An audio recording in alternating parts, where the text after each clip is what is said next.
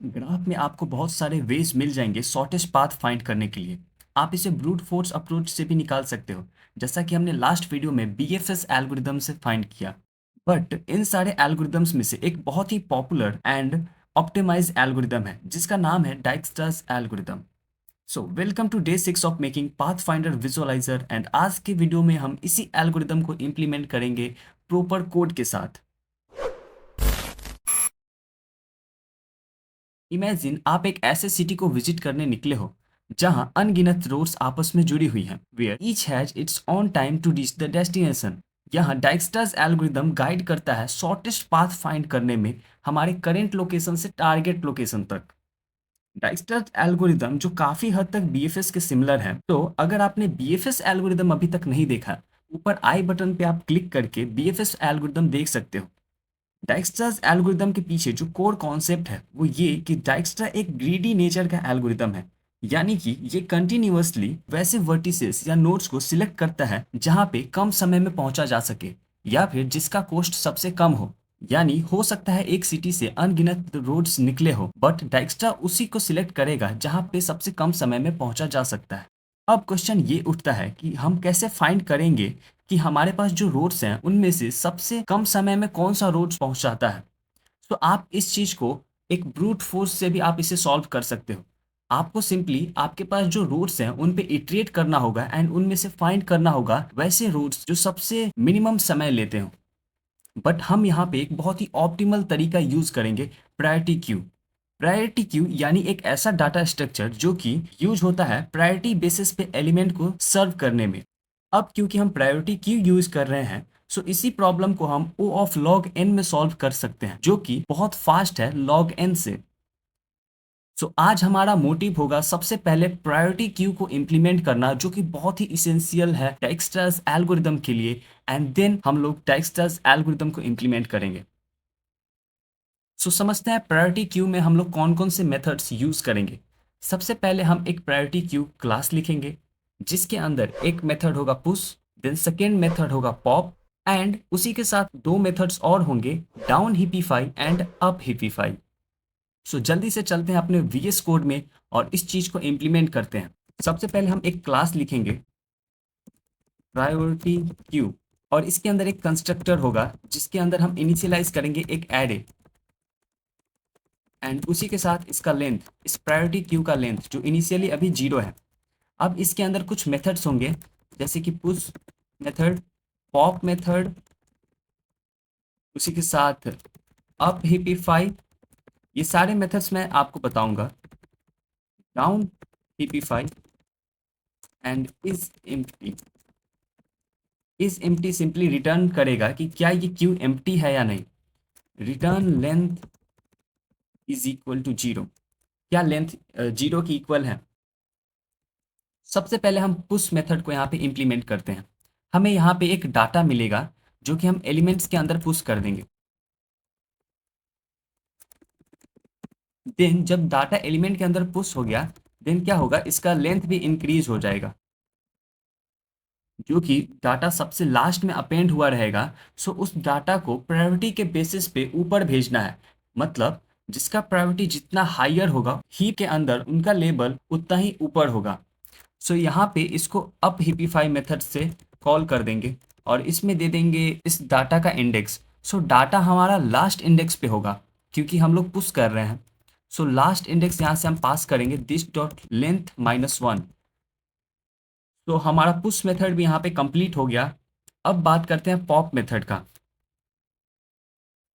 तो देखो, pop method में सबसे हम पहले क्या करेंगे, फर्स्ट एलिमेंट को स्वैप करेंगे लास्ट एलिमेंट के साथ। 0 को स्वैप किया लेंथ -1 के साथ, एंड इसी के साथ हम पॉप कर देंगे। चूंकि हमारा फर्स्ट एलिमेंट लास्ट में चला गया है, देन हम क्या कर सकते हैं, सिंपली एलिमेंट्स में से पॉप कर सकते हैं और इस पॉप एलिमेंट को कहीं पे सेव कर लेंगे, एंड इस पॉप एलिमेंट को रिटर्न कर देंगे। उसी के साथ चूंकि एलिमेंट यहाँ से पॉप हो रहा है, सो लेंथ यहाँ पे डिक्रीज होगा, और चूंकि हमने स्वाइप किया है इससे क्या होगा, लास्ट एलिमेंट चूंकि टॉप पे चला गया है, देन उस एलिमेंट को भी हमें सही से प्रायोरिटाइज करना होगा, उसे हिपीफाई मेथड से कॉल करना होगा। एंड चूंकि मेरा एलिमेंट टॉप पे चला गया है, लास्ट वाला एलिमेंट, सो उसे डाउन करेंगे अगर पॉसिबल है तो यहाँ पे डाउन हिपिफाई मेथड कॉल हो जाएगा और इसमें हम फर्स्ट इंडेक्स यहाँ पे पास कर देंगे। हम एक एनिमेशन के थ्रू समझेंगे अप हिपिफाई एंड डाउन हिपिफाई कैसे वर्क करता है और कैसे नोड्स को प्रायोरिटाइज करता है कॉस्ट के बेसिस पे। यहाँ पे गौर करना, सबसे पहले एग्जांपल के लिए क्यू में हमने 4 को पुश किया। अब बारी है एक दूसरे नोड 2 को पुश करने का। 2 को पुश किया, चूंकि 2 इसका चाइल्ड है, देन ये क्या करेगा, कंपेयर करेगा अपने पेरेंट्स से कि जो मेरा वेट है क्या पेरेंट से छोटा है। अगर ये वेट छोटा हुआ, अगर ये 2 अपने पेरेंट से छोटा हुआ, देन ये अपने पेरेंट के साथ स्वैप हो जाएगा। अब ऐड करते हैं 7। 7 पे भी यही रूल अप्लाई होगा। 7 फिर अपने पेरेंट से कंपेयर करेगा, क्या मेरा जो वेट है मेरे पेरेंट से कम है। अगर इसका वेट कम हुआ, देन ये अपने पेरेंट से स्वैप हो जाएगा। सो 7 पेरेंट से छोटा नहीं है और दैट्स वाई यहाँ पे ये स्वैप नहीं होगा। अब पुश करते हैं 3 को एंड 3 फिर से कंपेयर करेगा अपने पेरेंट से, क्या ये 4 से छोटा है। अगर ये छोटा है, देन ये अपने पेरेंट से स्वैप हो जाएगा। फिर 3 कंपेयर करेगा 2 के साथ, क्या 3 2 से छोटा है। नहीं, 3 2 से छोटा नहीं है एंड यहाँ पे कोई स्वैप नहीं होगा। अब पुश करते हैं नेक्स्ट एलिमेंट 1 को। 1 कंपेयर करेगा अपने पेरेंट 3 से कि क्या मेरा वेट 3 से छोटा है।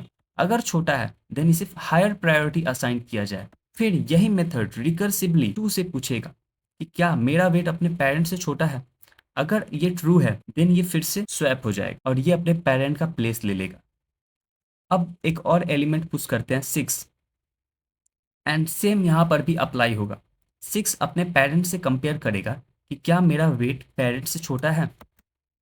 तो हाँ, 6 अपने पेरेंट से छोटा है और यहाँ पे स्वैप हो गया। नेक्स्ट पुश करते हैं 5 को एंड चेक करते हैं 5 के पेरेंट से कि क्या 5 छोटा है अपने पेरेंट से। अगर ये छोटा है, देन स्वैप हो जाएगा और यहाँ पे 5 स्वैप हो गया। 5 फिर से कंपेयर करेगा अपने पेरेंट 1 से कि क्या मेरा वेट पेरेंट से छोटा है एंड यहाँ पे 5 1 से छोटा नहीं है। दैट्स वाई यहाँ पे 5 1 के साथ स्वैप नहीं होगा। ये अभी तक हमने देखा अप हिपिफाई, यानी कि नोड को हायर प्रायोरिटी देना, नीचे से ऊपर की तरफ शिफ्ट करना। अब बात करते हैं डाउन हिपिफाई का। तो डाउन हिपिफाई हम लोग तब यूज करते हैं जब एलिमेंट्स पॉप करना होता है। देखो, प्रायोरिटी क्यू सबसे टॉप मोस्ट एलिमेंट को पॉप करता है, जो कि ऑब्वियसली सबसे लोएस्ट वैल्यू होगा, सबसे मिनिमम वैल्यू होगा। और इस वैल्यू को हीप में से रिमूव करने के लिए हम क्या करते हैं, अब चूंकि हम लोग रूट से तो किसी एलिमेंट को पॉप कर नहीं सकते, दैट्स वाई रूट को स्वैप कर देते हैं इसके लास्ट एलिमेंट के साथ और यहाँ पे 1 स्वैप हो जाएगा 6 के साथ एंड यहाँ से 1 पॉप हो जाएगा। बट चूंकि 1 को पॉप करने के चक्कर में हमने क्या किया, 6 को हायर प्रायोरिटी असाइन कर दिया। जो सबसे लोअर प्रायोरिटी हुआ करता था, अब वो टॉप पे आकर बैठ गया। सो इसे क्या करना होगा, इसे प्रायोरिटाइज करना होगा एंड यहाँ पे यूज होगा डाउन हिपिफाई मेथड। डाउन हिपिफाई मेथड ये अपने चाइल्ड से कंपेयर करता है और उन चाइल्ड्स में से जो सबसे मिनिमम वैल्यू होता है, ये उनके साथ स्वैप हो जाता है एंड ऐसा रिकर्सिवली होते जाता है। 6 ने कंपेयर किया 2 एंड 5 के साथ एंड यहाँ पे 6 को अपने से भी छोटा एक चाइल्ड 2 मिल गया।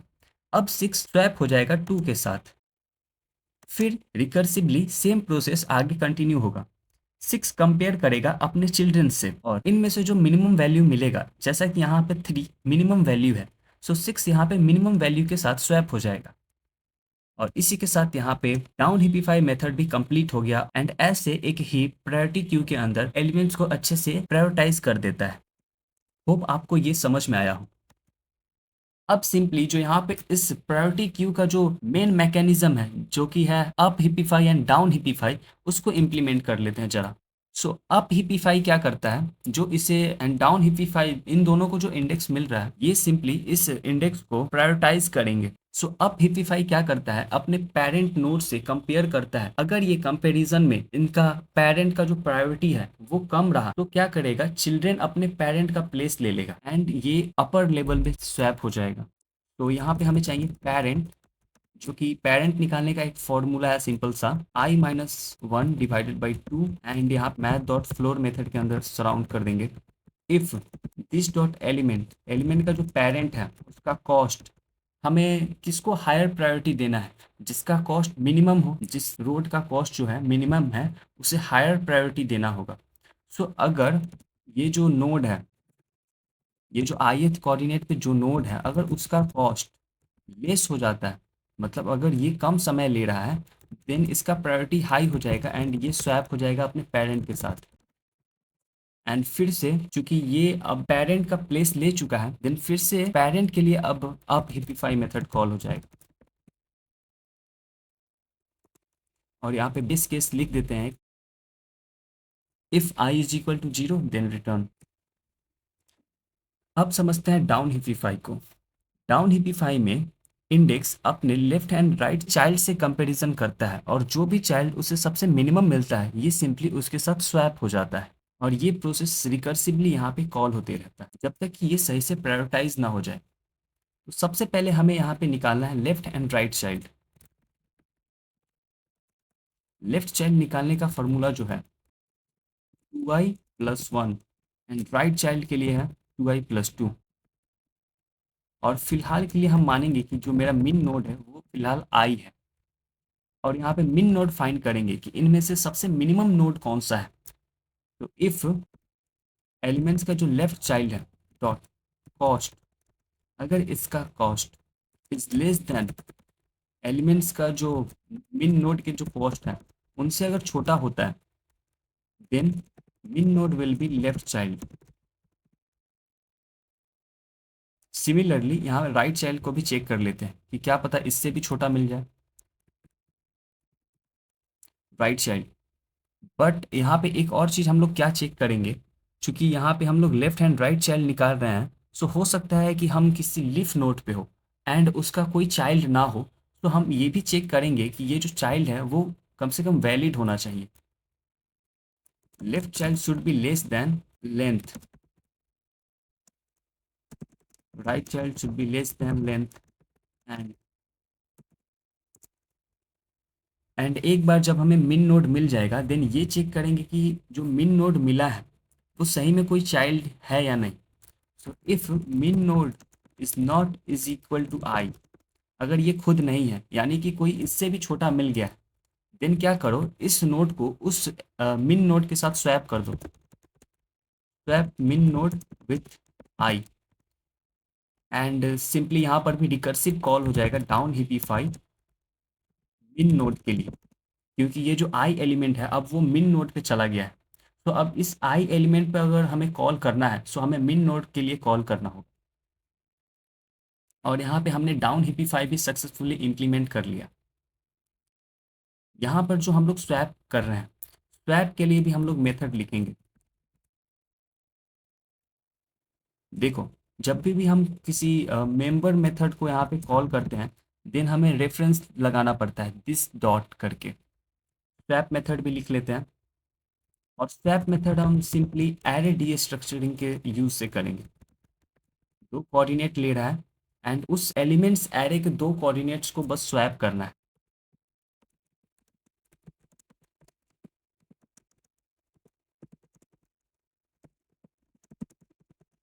और यहाँ पे एलिमेंट स्वैप हो जाएगा। ये सिंपली एरे डी स्ट्रक्चरिंग है। तो इसे सेव करते हैं एंड देखते हैं कि क्या हमने प्रायोरिटी क्यू सक्सेसफुली इंप्लीमेंट किया या नहीं।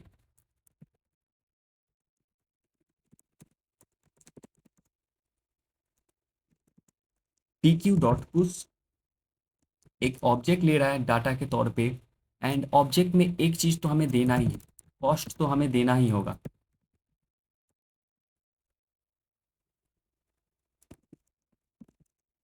एंड इसे रैंडमली सेट करते हैं एंड फिर देखेंगे पॉप करके कि क्या हमें ये मिनिमम निकाल के देता है या नहीं। देखते हैं इधर कंसोल में चल के, कॉस्ट 0,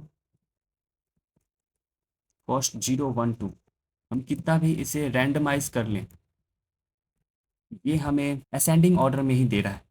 ऐसा क्यों? क्योंकि ये सबसे पहले मिनिमम को पॉप करेगा, देन उसके बाद जो मिनिमम है उसको पॉप करेगा एंड देन ये 2 को पॉप किया। सो हमने यहाँ पे प्रायोरिटी क्यू अच्छे से इम्प्लीमेंट कर लिया है। अब यहाँ पे यूज़ करेंगे डाइक्स्ट्रास एल्गोरिदम। तो मैंने क्या बोला था कि डाइक्स्ट्रास एल्गोरिदम बिल्कुल ब्रेथ फर्स्ट सर्च के सिमिलर है। सो मैं यहाँ पे क्या करूँगा, पूरा ब्रेथ फर्स्ट सर्च को यहाँ से कॉपी करूँगा और इसे सिंपली पेस्ट कर दूंगा, और इसमें कुछ स्लाइटली मॉडिफिकेशन करने के बाद ये डाइक्स्ट्रास एल्गोरिदम बन जाएगा। सबसे पहले तो डाइक्स्ट्रा एल्गोरिदम के अंदर कोई विजिटेड सेट यूज़ करना कोई सेंस नहीं बनाता है। विजिटेड सेट यूज़ करना ऐसा क्यों है, मैं आपको ये समझाऊंगा। फिलहाल यहाँ से विजिटेड सेट हम हटा लेते हैं। देखो, बीएफएस में क्या था कि जब भी हम किसी नोड को विजिट कर लेते हैं, देन ये हम लोग मेक श्योर करते हैं कि उस एलिमेंट को दोबारा विजिट ना करें, रीविजिट ना किया जाए। बट डाइक्स्ट्रास एल्गोरिदम ऐसा नहीं मानता है। डाइक्स्ट्रा एल्गोरिदम बोलता है कि अगर आप किसी नोड या किसी वर्टिसेस पे आप आ चुके हो, प्रीवियसली आप इस पे ट्रेवल कर चुके हो, तो हो सकता है कि इन फ्यूचर आप इससे भी कम कॉस्ट में इस एलिमेंट पे पहुंच सकते हो, इसका संभावना है। और दैट्स वाई यहाँ पे आप रीविजिट कर सकते हो। सो यहाँ पे विजिटेड सेट यूज़ नहीं होगा।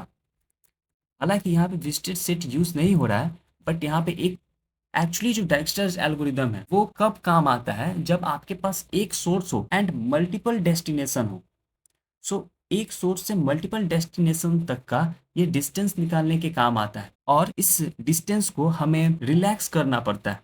एक रिलैक्सेशन मेथड होता है जो कि एक निगोसिएशन की तरह है। सबसे पहले ये चेक करेगा कि क्या यहाँ तक मैं जो कॉस्ट में पहुंचा हूँ, क्या वो कॉस्ट कम है प्रीवियस वाले से। अगर कम है देन इसे अपडेट कर दो। फिर नेक्स्ट टाइम रिविजिट करेगा एंड नेक्स्ट टाइम फिर से पूछेगा कि अब मैं इसी नोड पे पहुंचा हूँ और अब मैं इतने कॉस्ट के साथ यहाँ पे पहुंचा हूँ, क्या ये कॉस्ट पिछले वाले से कम है। अगर कम है देन अपडेट कर दो। इसी मेथड को हम लोग बोलते हैं रिलैक्सेशन। सो कौन सबसे पहले तो एक बनाएंगे डिस्टेंस एरे।